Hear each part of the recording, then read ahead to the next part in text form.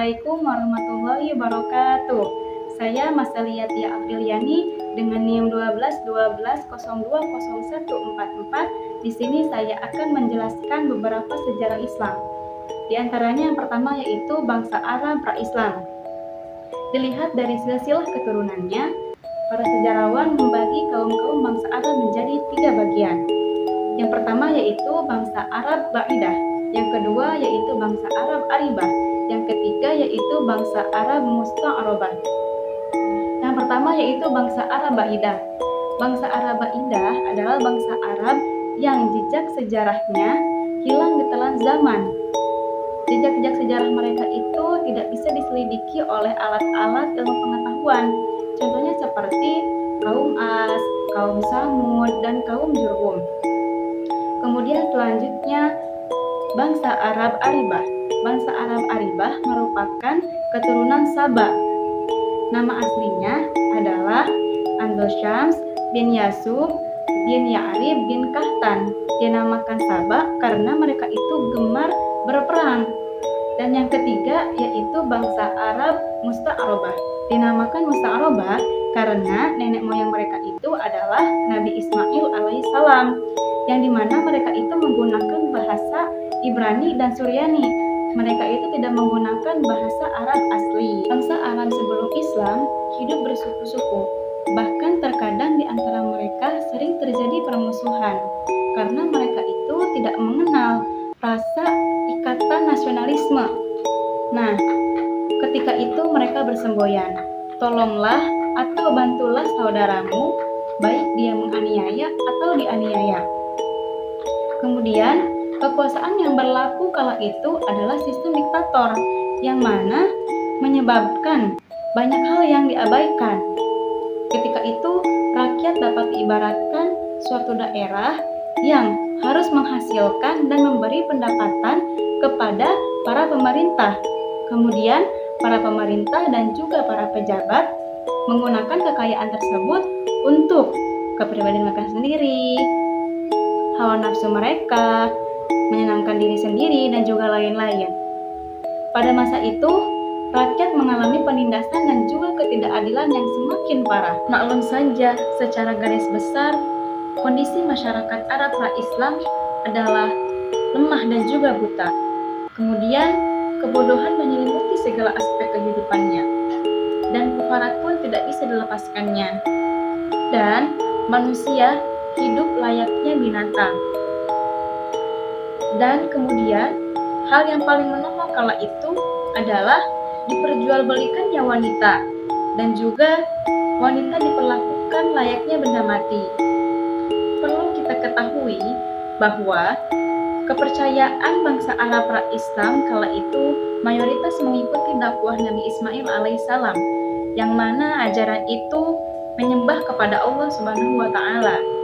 Namun, seiring berjalannya waktu, kebanyakan dari mereka yang menyimpang dan lalai dari ajaran agama sebelumnya, yakni ajaran agama yang dibawakan oleh Nabi Ismail alaihissalam, sehingga mereka menyembah kepada asnam atau berhala.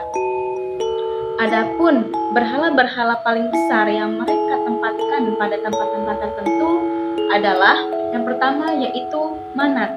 Mereka meletakkannya di Musyallal. Yang kedua yaitu Lata. Mereka menempatkannya di Taif. Dan yang ketiga yaitu Uzza. Mereka menempatkannya di Wadi Nakhlah. Maka sangatlah jelas tradisi dan juga agama bangsa Arab pra-Islam kala itu yakni dalam kondisi musyrik. Baik musyrik hati, musyrik keyakinan, musyrik tradisi, dan juga kebiasaan mereka. Lanjut ke materi yang kedua, yaitu periode Mekah dan Madinah. Yang pertama yaitu periode Mekah. Periode Mekah adalah fase awal daripada dakwah Nabi, dan pada periode ini Nabi memiliki strategi dan juga pola dakwah yang berbeda-beda. Namun pembahasannya sama, dan pembahasan yang paling khas kala itu adalah tauhid dan juga prinsip persamaan derajat manusia. Adapun tujuan Nabi Muhammad SAW berdakwah adalah untuk mengajak penduduk Mekah meninggalkan kejahiliahannya, baik dalam bidang agama, moral, hukum, dan lain sebagainya, dan mempercayai adanya utusan Allah dan juga agama Islam. Seperti yang telah dijelaskan sebelumnya, bahwa pola dakwah Nabi itu berbeda-beda. Nah, adapun tahapan atau pola dakwah Nabi dibagi menjadi beberapa tahapan. Yang pertama yaitu dakwah Nabi secara sembunyi-sembunyi atau siriyah. Pada tahapan ini, Nabi memulai dakwahnya dengan mengajak para kerabat dekat untuk menerima dakwahnya tersebut. Adapun orang-orang yang menerima dakwahnya tersebut diantaranya adalah Khadijah binti Khuwailid, kemudian Ali bin Abi Thalib, kemudian Abu Bakar, dan para kerabat dekat yang profesinya sebagai pedagang, yaitu seperti Zubair bin Awam, Sa'ad bin Abi Waqqas, Tolha, Utsman bin Affan, dan lain sebagainya. Tahapan dakwah Nabi secara sembunyi-sembunyi pun berlangsung selama 3 tahun.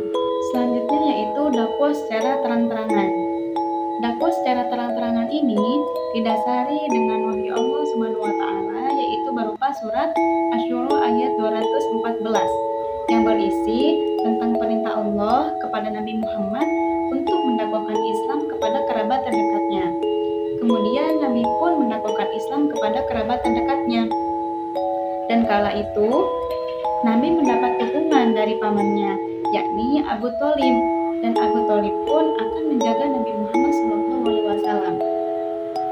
Merasa yakin dengan dukungan dari pamannya, yaitu Abu Thalib, Nabi Muhammad pun berdiri di Bukit Sofa untuk menyeru penduduk Mekah untuk menyembah kepada Allah Subhanahu wa taala. Nah, dari situlah banyak kontroversi yang bermunculan. Namun, pada dakwah ini pula kaum musyrik atau pemuka-pemuka Quraisy merasa terancam karena banyaknya penduduk Mekah yang masuk Islam. Adapun dakwah ini dimulai pada awal tahun ke-4 kenabian hingga pada akhir tahun ke-10 kenabian. Setelah Nabi berdakwah secara terang-terangan, kaum kafir Quraisy pun tidak tinggal diam. Mereka menyiksa dan juga menindas kaum muslimin yang berada di kota Mekah. Melihat hal tersebut, Nabi pun memerintahkan kaumnya untuk berhijrah ke Habasyah. Adapun hijrahnya kaum muslimin ke Habasyah pada tahun ke-5 dari kenabian. Dan kala itu kaum muslimin berjumlah 16 orang yang hijrah, yakni terdiri dari 12 orang laki-laki dan 4 orang perempuan. Kemudian kaum kafir Quraisy pun masih melanjutkan penindasan dan juga penyiksaannya terhadap kaum muslimin di kota Mekah kala itu, yang menyebabkan Rasulullah SAW memerintahkan kembali kaumnya untuk berhijrah ke Habasyah.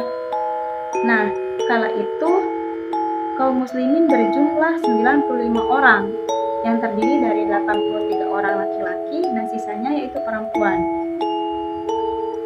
Pada saat yang sama pula, banyak atau beberapa dari tokoh kaum kafir Quraisy yang memasuki Islam. Di antaranya yaitu Umar bin Khattab dan juga Hamzah bin Abdul Muthalib. Rasulullah SAW berdakwah di kota Mekah selama kurang lebihnya 13 tahun. Kemudian fase kedua daripada dakwah Nabi yakni periode Madinah, yang mana dilakukan pada hari Senin tahun 622 Masehi. Pada periode ini, Nabi mempunyai kebijakan pertama, yakni membangun masjid, guna untuk dijadikannya sebagai pusat peradaban dan juga pusat kebudayaan Islam. Selain itu, Nabi mempunyai strategi pada periode ini. Salah satunya adalah mendirikan negara Madinah atau Qadir 2015. Selain mendapat amanah sebagai khalifah, beliau pun mendapat amanah sebagai pemimpin negara Madinah kala itu. Dan keberhasilan pun diraihnya dengan menjadikan kota Madinah sebagai pusat peradaban dan juga pusat pemerintahan Islam yang terus-menerus menyebar di seluruh penjuru dunia. Perlu kita ketahui bahwa proses pendidikan Islam berlangsung pertama kalinya di Madinah. Di antara pendidikan tersebut, di antaranya adalah pendidikan Al-Quran, politik, hukum, ekonomi, sosial, dan persaudaraan. Kemudian, lembaga pendidikannya terdiri dari masjid, kufah, dan kutab. Nah, inti daripada periode Madinah ini adalah membentuk masyarakat madani yang beriman, santun, sopan, menjunjung tinggi peradaban, dan berpengetahuan luas. Lanjut pada judul yang ketiga, yaitu Peradaban Islam pada masa Khalifah Abu Bakar As-Siddiq. Nama lengkap daripada Abu Bakar adalah Abdullah bin Utsman bin Amir bin Amr bin Ka'ab bin Sa'ad bin Taim bin Murrah bin Ka'ab bin Lu'ay al-Quraisy at-Taimi. Nama terkenalnya adalah Abu Bakar As-Siddiq. Dipanggil Abu Bakar karena kecintaan beliau terhadap unta. Kemudian beliau pun mendapat julukan Atik yang artinya tampan, dan As-Siddiq yang artinya bahwa beliau membenarkan kabar dari Nabi. Abu Bakar As-Siddiq lahir pada tahun 573 Masehi, yakni di kota Mekah, dan beliau wafat pada tahun 13 Hijriah, Jumadal Akhir. Ada dua pendapat mengenai kematian Abu Bakar As-Siddiq, yakni karena beliau mengalami atau menderita sakit selama kurang lebih 15 hari, dan juga ada yang mengatakan bahwa beliau terbunuh pada saat perang Yarmuk. Namun pendapat yang paling kuat yakni bahwa beliau menderita sakit selama 15 hari. Mungkin itulah sedikit daripada biografi Abu Bakar As-Siddiq. Lanjut kepada pengangkatan beliau sebagai khalifah. Setelah terdengarnya kematian Nabi Muhammad SAW, kaum muslimin sangat berduka dan juga gelisah akan siapa yang menggantikan Rasulullah SAW sebagai khalifah. Nah, kemudian kaum muhajirin dan juga kaum ansor melakukan permusyawarahan di Sakifah Bani Sa'idah yang terletak di kota Madinah, yang menghasilkan penunjukan kepada Abu Bakar As-Siddiq sebagai khalifah pengganti Rasulullah SAW pada tahun 632 Masehi. Alasan mengapa Abu Bakar As-Siddiq terpilih menjadi seorang khalifah karena beliau merupakan sahabat Nabi yang dekat dengan Rasulullah SAW. Kemudian beliau jugalah orang yang pertama kali mempercayai peristiwa Isra Mi'raj, dan beliau jugalah orang yang menemani Nabi hijrah ke Madinah. Ketika Abu Bakar As-Siddiq mengemban amanah sebagai khalifah, begitu banyak problematika yang dialaminya.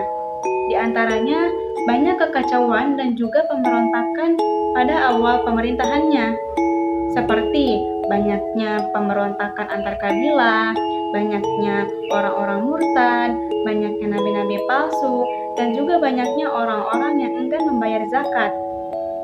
Dalam kondisi kekacauan yang memuncak inilah terlihat kebesaran jiwa, ketabahan hati, dan juga ketegasannya untuk memerangi orang-orang yang telah menyeleweng dari kebenaran, diiringi dengan motivasi dan juga strateginya. Di samping itu, beliau juga mempunyai prestasi-prestasi yang patut dibanggakan pada masa pemerintahannya. Di antaranya yang pertama yaitu menumpas dan memerangi orang-orang murtad dan juga nabi-nabi palsu. Di antara nabi palsu tersebut adalah Al-Aswad Al-Ansi, Musailama Al-Kadzab, dan juga Tolha. Yang kedua yaitu melakukan kodifikasi Al-Quran, dan yang ketiga yaitu memperluas wilayah Islam. Selain daripada prestasi-prestasi beliau yang patut dibanggakan, beliau juga mempunyai keteladanan-keteladanan yang patut dibanggakan dan juga patut kita ikuti. Di antaranya yaitu ikhlas, jujur, dermawan, taat kepada Allah dan Rasul-Nya, dan juga keteguhan iman. Lanjut pada judul yang keempat, yaitu Peradaban Islam pada masa Khalifah Umar bin Khattab.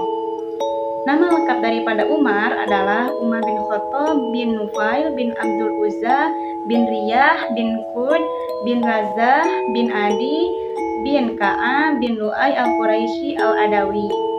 Kemudian nama ibunya bernama Hantamah binti Hashim bin Mughirah bin Abdullah bin Umar bin Mahzum.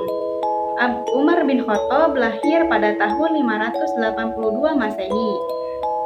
Sejak kecil ia sudah mempunyai keunggulan, yaitu bisa membaca dan juga menulis. Ia lebih unggul dari teman-teman sebayanya. Kemudian setelah beranjak dewasa, ia pun membantu ayahnya dalam mengembala unta. Dan setelah ia merasa cukup dalam hal usia, ia pun berkeinginan untuk menikah.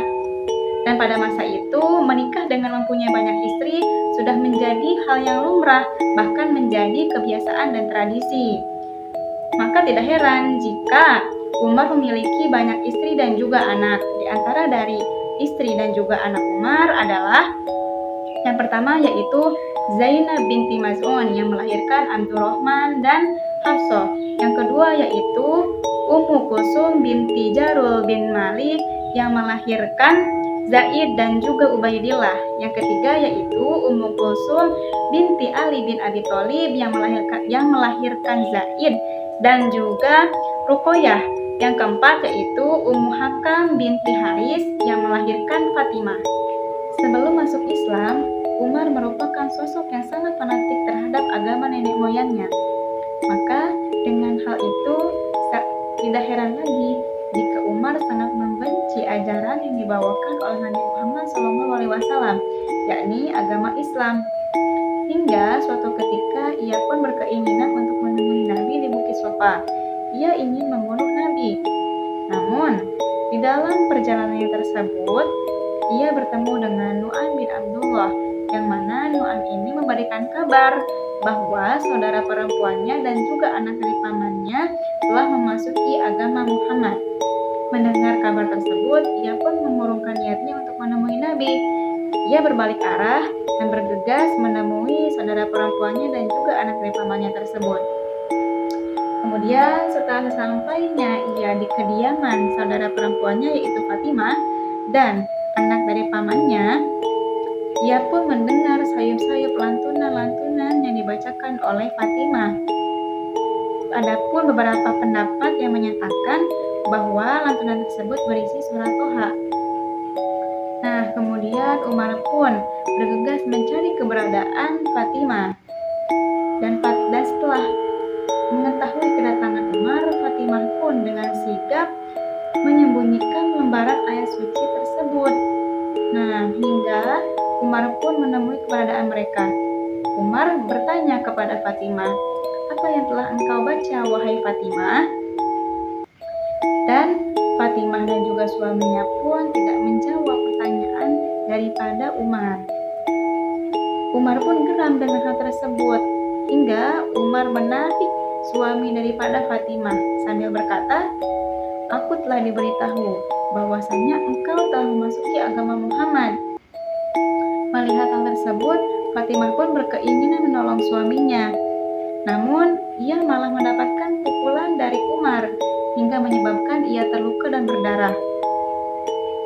Kemudian Umar pun terdiam, melihat perlakuan yang ia lakukan kepada saudara perempuannya dan juga anak dari pamannya tersebut. Dengan nada tidak meninggi lagi, Umar pun meminta agar saudara perempuannya itu memberikan lembaran tersebut kepadanya. Hingga pada akhirnya Fatimah pun memberikan lembaran tersebut. Dan ketika Umar mendapat lembaran tersebut, ia pun terkejut sambil berkata, "Sungguh indah kata-kata ini, sungguh mulia kata-kata ini." Hingga pada akhirnya Umar pun menyatakan diri masuk Islam. Seiring berjalannya waktu Umar sebagai bagian daripada kaum muslimin, ia pun ditunjuk Abu Bakar sebagai penggantinya menjadi khalifah. Kala itu Abu Bakar dalam kondisi sakit, yang mana menimbulkan kecemasan para sahabat akan siapa yang menjadi pengganti beliau sebagai khalifah. Dan pada akhirnya diangkatlah Umar menjadi khalifah pada bulan Jumadil Akhir tahun 13 Hijriah. Pada masa pemerintahan Umar, Islam mengalami perkembangan yang sangat pesat dalam segala bidang, diantaranya yaitu dalam bidang ekonomi, bidang sosial, dan lain sebagainya. Di samping itu, Umar pun memiliki prestasi-prestasi pada masa pemerintahannya. Di antaranya yaitu meningkatkan organisasi negara, perluasan wilayah, dan juga dimulainya penanggalan Hijriyah. Hingga akhirnya pemerintahan Umar berakhir pada tahun 634 Masehi sampai 644 Masehi. Selama kurang lebih 10 tahun lamanya. Kemudian wafatnya Umar bin Khattab yaitu pada tahun 23 Hijriah, yang mana beliau wafat dalam kondisi yang sangat mengenaskan, yakni beliau ditikam oleh budak Persia yang bernama Abu Lu'lu'ah ketika melaksanakan sholat subuh. Lanjut pada judul yang kelima, yaitu menyusuri kehidupan Khalifah ketiga Utsman bin Affan. Nama lengkap daripada Khalifah ketiga adalah Utsman bin Affan bin Abu al-As bin Umayyah bin Abdi Syams bin Abdi Manaf bin Qusay bin Kilab. Ia lahir pada tahun 574 Masehi atau 4 Hijriah. Kemudian nama ibunya bernama Arwa binti Quraish bin Robi'ah bin Habib bin Abdus Syams. Nah, kakek daripada Utsman merupakan kakek kelima dari Rasulullah, yaitu yang bernama Abu al-As bin Umayyah bin Abdi Syams bin Abdi Manaf. Dalam catatan sejarah Islam, Utsman termasuk ke dalam golongan as-sabiqun al-awwalun, yaitu orang-orang yang pertama kali masuk Islam. Masuk Islamnya Utsman karena mendapat ajakan daripada Abu Bakar As-Siddiq.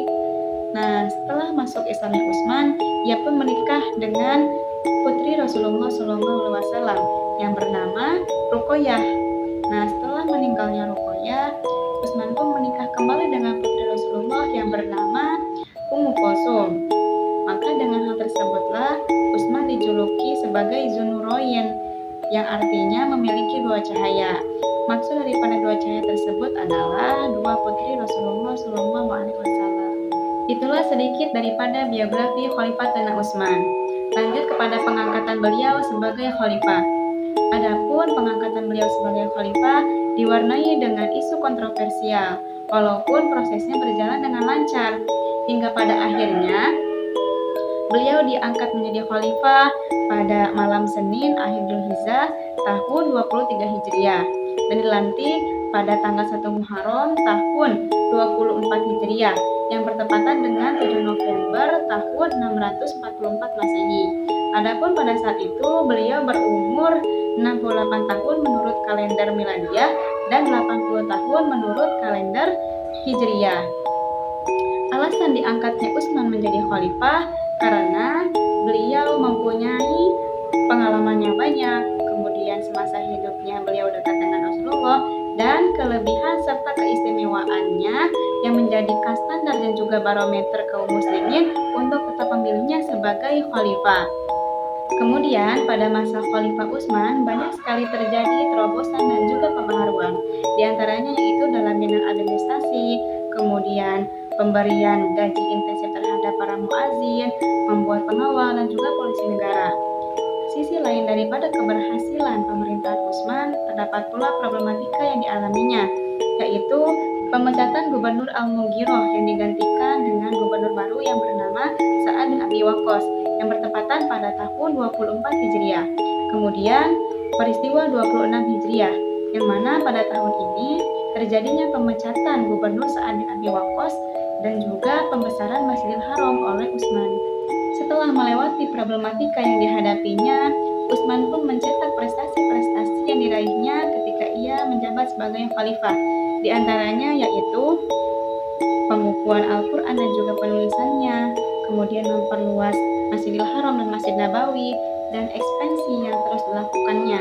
Hingga pada akhirnya masa pemerintahannya pun berakhir dengan kewafatannya pada tanggal 20 Mei tahun 656 Masehi. Adapun penyebab kewafatannya adalah karena ia dibunuh oleh seorang pemberontak yang kala itu mengepung kediamannya. Lanjut pada judul yang terakhir, yaitu peradaban Islam pada masa Khalifah Ali bin Abi Thalib. Nama lengkap daripada khalifah keempat ini adalah Ali bin Abi Thalib bin Abdul Muthalib bin Hashim bin Abdul Manaf al-Hashim al-Quraisy. Nama ibunya bernama Fatimah binti Asad bin Hashim bin Abdul Manaf. Ali bin Abi Thalib lahir pada tahun 603 Masehi. Sebelum dinamakan Ali oleh ayahnya, ia diberi nama Haidarah oleh ibunya. Dalam catatan sejarah Islam, Ali termasuk ke dalam golongan as-sabiqun al-awwalun dari kalangan anak-anak, karena ketika berumur 8 tahun ia sudah memasuki Islam. Semasa hidupnya, Ali merupakan sosok yang pemberani, berbudi luhur, dan juga berpengetahuan luas. Dan ia merupakan salah seorang yang banyak meriwayatkan hadis. Hingga pada akhirnya, ia diangkat menjadi khalifah pada tahun 35 Hijriah atau 656 Masehi.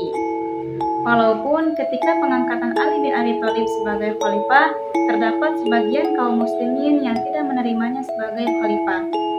Pada masa Khalifah Ali bin Abi Thalib, terdapat begitu banyak konflik yang terjadi. Di antaranya yaitu fitnah kubro atau perang antar sahabat. Adapun perang antar sahabat yang terjadi pada masa Khalifah Ali di antaranya yaitu perang Jamal atau perang unta. Adapun beberapa faktor yang menyebabkan perang ini adalah karena ketidaksetujuan sebagian sahabat dengan tindakan Ali yang mengadakan pergantian wali gubernur di beberapa daerah.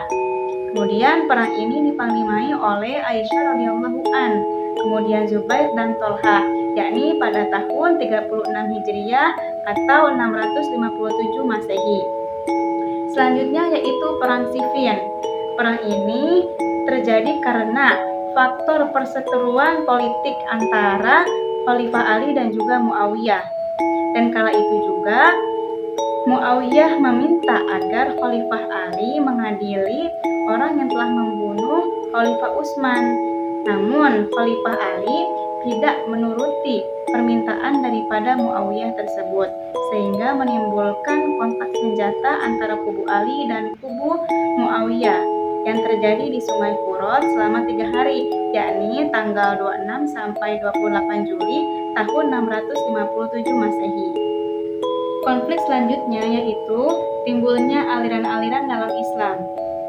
Kala itu perang Siffin diakhiri oleh tahkim. Nah, tahkim adalah menyelesaikan suatu sengketa dengan mempercayakan kepada suatu perwakilan. Nah, hal tersebut tidak membawa kepada kemaslahatan atau tidak menyelesaikan suatu masalah, melainkan menimbulkan aliran-aliran dalam Islam.